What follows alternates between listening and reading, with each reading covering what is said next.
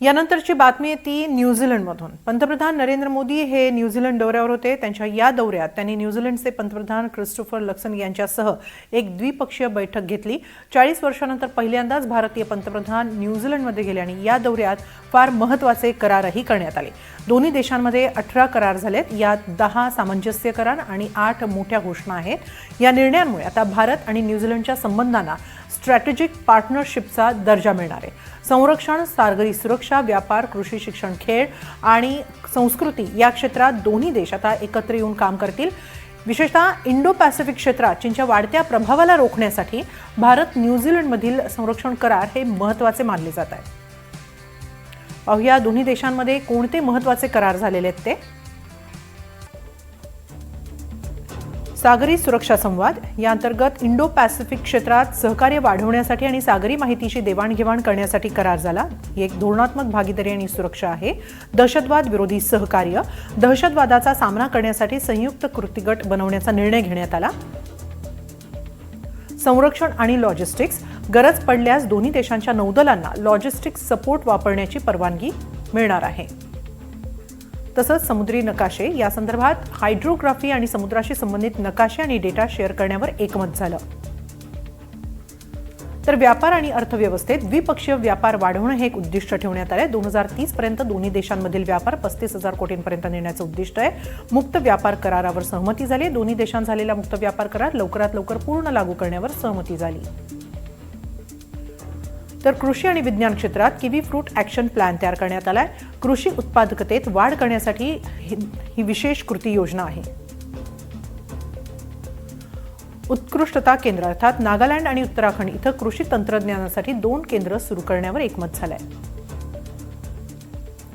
Antarctic संशोधन म्हणजेच गोवा येथील national centre for polar and ocean research आणि न्यूझीलंडच्या युनिव्हर्सिटी ऑफ कॅन्टरबरी यांच्यात संयुक्त ध्रुवीय संशोधनासाठी करार झालाय।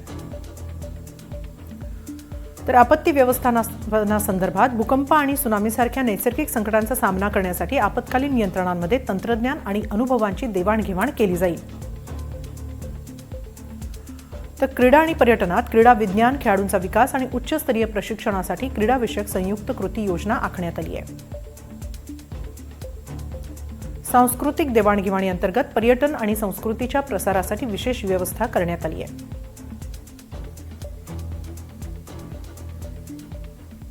दरम्यान या दौऱ्यात भारत आणि न्यूझीलंडमधील मुक्त व्यापार करारावर अंतिम सहमती झाली। खरं तर या करारावर 27 एप्रिल रोजी स्वाक्षरी झाली होती।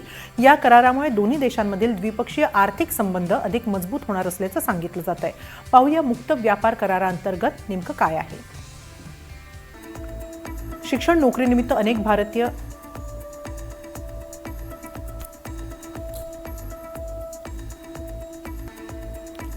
न्यूझीलंडमध्ये जाणाऱ्या 100% भारतीय वस्तूंवरील आयात शुल्क पूर्णपणे रद्द। कापड, चामडे आणि इतर श्रमकेंद्रित क्षेत्रांना याचा सर्वाधिक फायदा होणार आहे।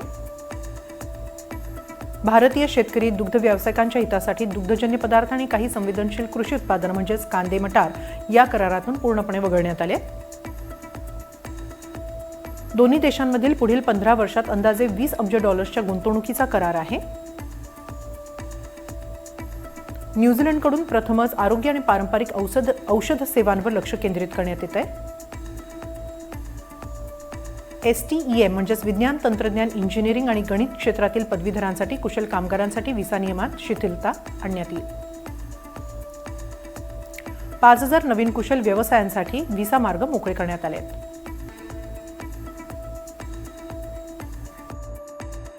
हमने रिकॉर्ड समय में फ्री ट्रेड एग्रीमेंट किया। इस उपलब्धि से दोनों देशों के उद्योगों, किसानों और युवाओं के लिए नए द्वार खुलेंगे। हमें ट्रेड के साथ साथ ट्रस्ट, टेक्नोलॉजी और टैलेंट का ब्लूप्रिंट हम तैयार कर रहे हैं। पिछले 3 वर्षों में हमारे व्यापार में 50% से अधिक की बढ़ोतरी हुई है। मला आठवतं मी 90च्या दशकाच्या अखेरीस भारतात कामानिमित्त गेलो होतो. तेव्हा तिथं कामगारांना हातात रोजगार नाण्यांच्या रूपात मिळायचा.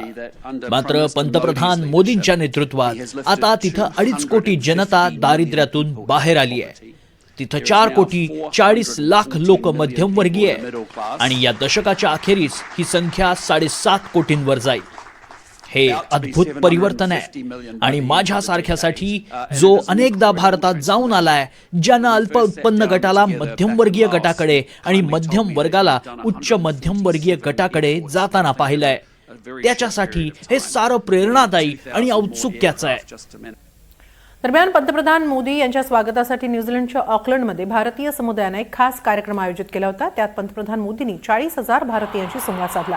यावेळी त्यांनी न्यूझीलंडला 25 वर्षांपूर्वी आलो होतो तेव्हाची एक आठवण सांगितली.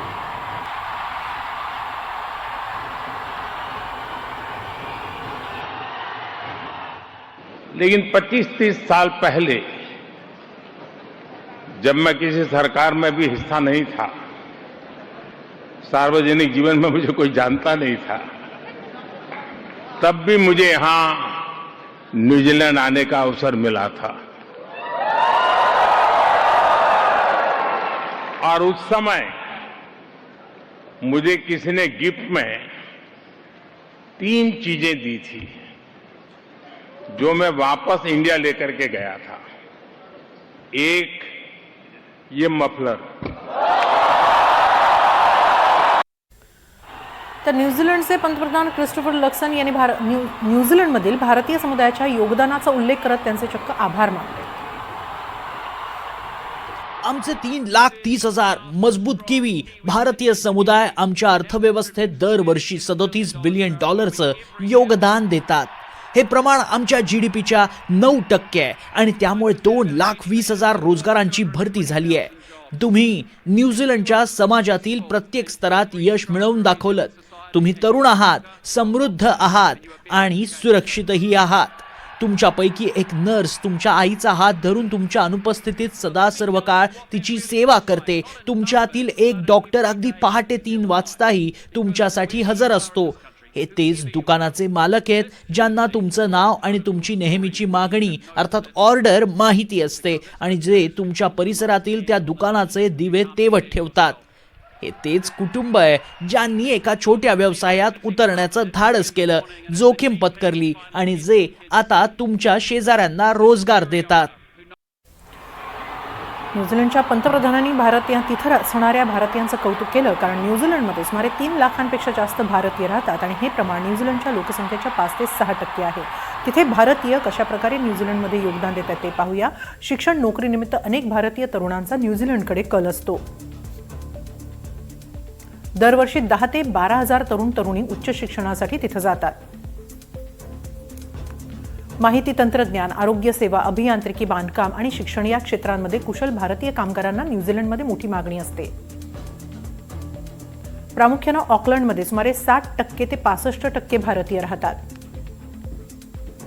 दक्षिण ऑकलंडमधील पापा टोए या शहराची ओळखच छोटा भारत म्हणून करून दिली जाते. भारतीय हा न्यूझीलंडमधील सर्वात तरुण आणि वेगाने वाढणाऱ्या वांशिक गटापैकी एक आहे. न्यूझीलंडच्या अर्थव्यवस्थेत भारतीय समुदायाचं मोठं योगदान आहे. GDP मध्ये योगदान अंदाजे 8.6 ते 9% आहे.